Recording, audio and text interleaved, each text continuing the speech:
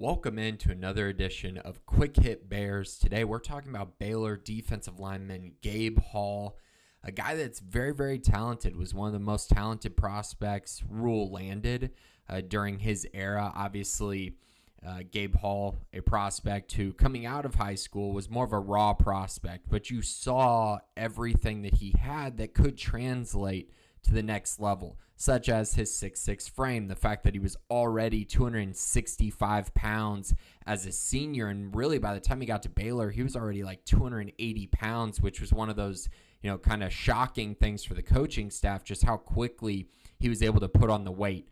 And now, of course, he's up to 6'6", 296 pounds. He's a legit NFL prospect who, in my eyes, could start at almost any school in the country. Not every single one, but almost any one he could start at. A very, very good player who, in my eyes, was due to have a monster season last year, but it didn't quite happen.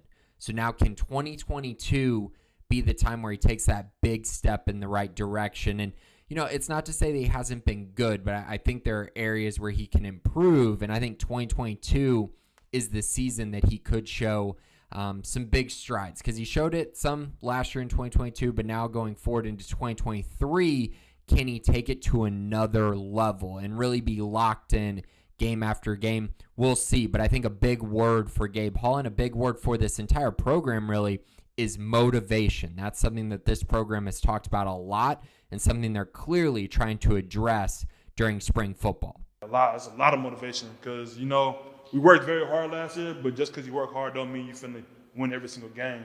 So, we got to work hard and still go out there and play good. And we just know, knowing that this year, that we got to work hard and also execute. So it's just how it goes. So obviously he talks a lot about motivation there. He talks about the fact that they worked really hard last year, but just because you work hard doesn't mean that you can just show up at the game and then just win. You also have to execute, and that requires effort. That requires time during practice to get to the point where you're feeling like, hey, we did everything we need to do in preparation for this game, and now it just translates really effortlessly to the football field. For Gabe Hall, I think a big thing for him is consistency.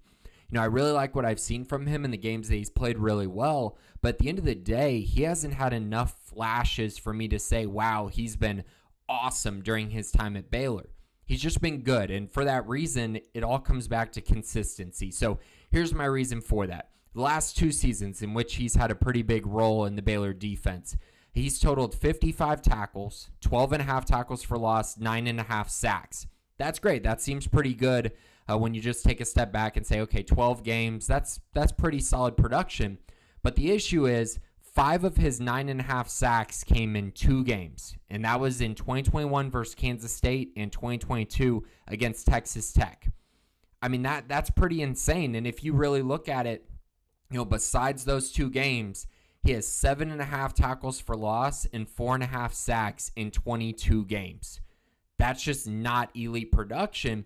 But then you go turn on the tape of that game against Kansas State and the game against Texas Tech, and you're seeing a guy who you could argue was the best player on the field for both of those games, definitely the best defensive player on the field for either team. And so I think for that reason, it makes you go, man, he can be the best player on the field and be really dominant, look like a sure thing, all Big 12 type guy for these games, but can it become more consistent for him? That's the next step. But I will say it does feel like a monster season is on the way for him.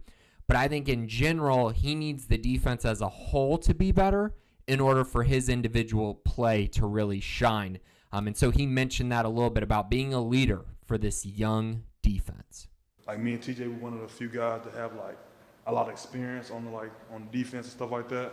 So it's important for us to work hard and guide them because they're always looking at us. So obviously he and TJ Franklin, 2 guys who are the veterans on the defensive line and 2 guys who are just veterans on the defensive side of the ball.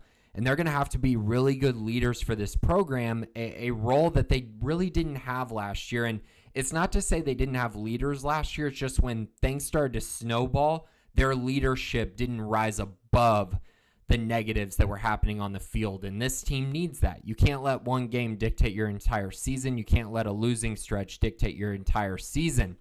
So I think Gabe Hall knows that. And he mentions that when things get difficult, can he take that step and really rise above it and be a guy who is just, leader by example and leader by the actions and things that he says as well. He's in a defensive line group that is very, very young. They have 6 underclassmen right now in the spring. That's it, to go along with walk-ons and then Franklin and Hall. And then they add 3 more true freshmen who are enrolling in the summer. It's just a young group that's going to need a lot of guidance and a lot of leadership. And so for me, when I'm looking at it, I want to see Gabe Hall take that big step as a consistent football player and really reach that all Big 12 ceiling. But I also think this is a guy who, if he takes a big step in that vocal leadership role and that leadership by actions, I think it could be huge for him. As we know, that defensive line is counting on him, and so is the Baylor defense as a whole. So that's it for today on Quick Hit Bears. Thanks for listening.